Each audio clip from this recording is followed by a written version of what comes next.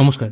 আজকের এই ভিডিওর মাধ্যমে আমি আপনাদের দেখাবো আপনারা কি করে জল জীবন মিশনে যে একটি রিক্রুটমেন্ট প্রসেস শুরু হয়েছে বা রেজিস্ট্রেশন প্রসেস শুরু হয়েছে সেটা কি করে আপনারা রেজিস্টার করবেন।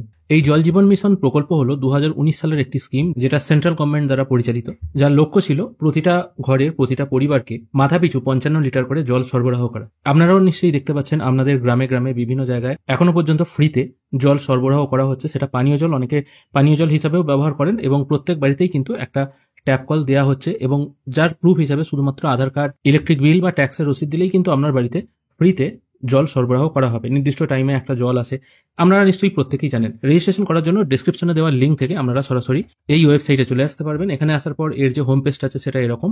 এখানে প্রথমে আপনাকে চুজ করতে হবে, এখানে আছে দেখুন ইন্ডিভিজুয়াল আর অর্গানাইজেশন। যদি আপনি সেলফ বা ইন্ডিভিজুয়ালি হিসাবে কাজ করতে চান তাহলে এটা ইন্ডিভিজুয়াল সিলেক্ট করবেন। এরপর আপনার ফার্স্ট নেমটা এখানে পুট করতে হবে, তারপর আপনার একটা ফটো জেপিইজি ফরম্যাটে এখানে আপলোড করতে হবে। সাইজ কিছু বলা নেই, মোটামুটি 50 কেবির মধ্যে রাখার চেষ্টা করবেন। এরপর আপনার এখান থেকে জেন্ডার সিলেক্ট করতে হবে, তারপর আপনার এডুকেশন কি আছে, মানে হাইয়েস্ট কোয়ালিফিকেশন কি আছে সেটা এখানে পুট করে দেবেন। এরপর আপনার কারেন্ট অ্যাড্রেস যেটা আছে সেটা পুট করবেন, তারপর টাউন, স্টেট এবং ডিস্ট্রিক্ট এটা বসিয়ে দেবেন। এরপর আপনার ফোন নাম্বারটি এখানে পুট করবেন। ফোন নাম্বার পুট করার পর সেন্ড ওটিপি অপশনে ক্লিক করলে আপনার ফোনে একটি ওটিপি চলে আসবে। ওটিপিটি নির্দিষ্ট করে বসিয়ে দেবেন। একই রকমভাবে ইমেলটিও পুট করবেন। তারপর এখানে জিজ্ঞেস করা হচ্ছে আপনি বর্তমানে কোনো ওয়াটার রিলেটেড সেক্টরে কাজ করছেন কিনা। এটা বাই ডিফল্ট নো থাকবে। যদি আপনি কাজ করে থাকেন তাহলে ইয়েস অপশনটায় ক্লিক করবেন। ইয়েস অপশনে ক্লিক করার পর এখন আপনি বর্তমানে কোন ডিপার্টমেন্টে কাজ করছেন এবং সেখানে কি পদে আছেন সেটা এখানে লিখে দেবেন। কোন অর্গানাইজেশনে কাজ করছেন সেটা এখানে দিয়ে দেবেন। তারপর সেই অর্গানাইজেশনের যে অ্যাড্রেস আছে সেটা এখানে পুট করবেন এবং তাদের যদি কোনো অফিসিয়াল ইমেল অ্যাড্রেস এবং অফিসিয়াল ফোন নাম্বার থাকে সেটা এখানে পুট করতে হবে। আর যদি এটা নো হয়ে থাকে তাহলে তো আপনাকে কিছু পুট করতে হচ্ছে না, অটোমেটিক এগুলো আউট হয়ে যাচ্ছে। তারপর এখানে বলা হচ্ছে আপনার এক্সপিরিয়েন্স আছে কিনা এই রিলেটেড কাজে। এবার যদি এক্সপিরিয়েন্স থেকে থাকে তাহলে এটা কত বছরের এক্সপিরিয়েন্স আছে সেটা দিয়ে দেবেন এবং কোথায় এক্সপিরিয়েন্স আছে, মানে কোন ডিপার্টমেন্টে আপনি কাজ করেছেন, যেমন drinking water, water economics, IT sector, কোন ডিপার্টমেন্টে আপনি কাজ করেছেন সেটা এখান থেকে চুজ করে দেবেন। যদি এগুলোর মধ্যে কোনোটাই না হয় তাহলে আদার্স অপশন আপনি চুজ করবেন। তারপর আপনাকে জিজ্ঞাসা করা হচ্ছে আপনি বর্তমানে কোন স্টেটে অ্যাক্টিভ আছেন সেটা এখান থেকে চুজ করবেন। অ্যাক্টিভ বলতে আপনি কোন স্টেটে কোন ডিস্ট্রিক্টে কাজ করতে পারবেন এটাই বলা হচ্ছে। যদি আপনার মনে হয় আপনি যে কোনো জায়গায় ওয়েস্ট বেঙ্গলের কাজ করতে পারবেন তাহলে চেক অল এই অপশনটায় টিক মার্ক দিলে সবগুলো অপশন অ্যাক্টিভ হয়ে যাবে।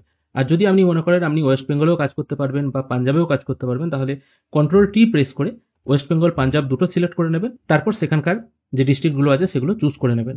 এরপর ওয়াটার সেক্টর সম্পর্কিত কিছু কথা আপনাকে এখানে বলতে বলা হচ্ছে, 100 ওয়ার্ডের মধ্যে এখানে লিখে দেবেন। এরপর আপনার এই রিলেটেড কোনো যদি ব্লগ থাকে বা পেজ থাকে বা ওয়েবসাইট থাকে সেটার লিঙ্ক এখানে দিয়ে দিতে পারেন।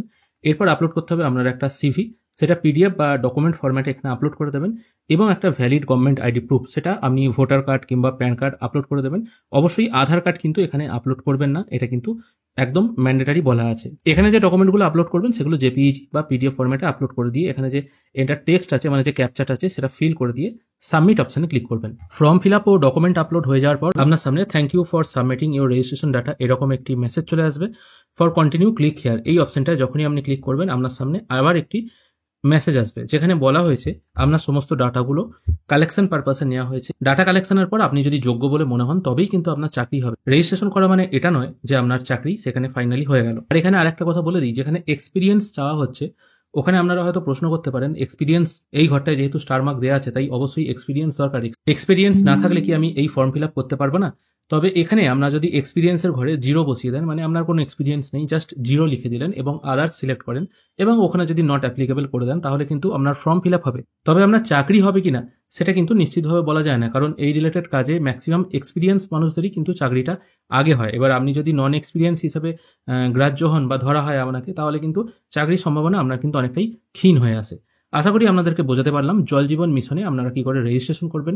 রেজিস্ট্রেশন করার পর কিন্তু আপনারা কোনো রকম ফর্ম পাবেন না ডাউনলোড করার মতো বা পিডিএফ করার মতো। জাস্ট ফর্ম সাবমিট করার আগে আপনারা যদি ওটার একটা পিডিএফ বার করে নেন বা সেটাকে যদি একটা প্রিন্ট আউট নিয়ে নেন তাহলে কিন্তু পরবর্তীকালে আপনাদের সুবিধা হলেও হতে পারে। আর ফর্ম সাবমিট করার পর আপনি কোনো রেফারেন্স নাম্বারও পাচ্ছেন না। তাই আশা করি আজকের এই ভিডিও আপনাদের ভালো লেগেছে। যদি ভালো লেগে থাকে অবশ্যই একটি লাইক করবেন। ভিডিও দেখার জন্য অসংখ্য ধন্যবাদ। ভালো থাকবেন।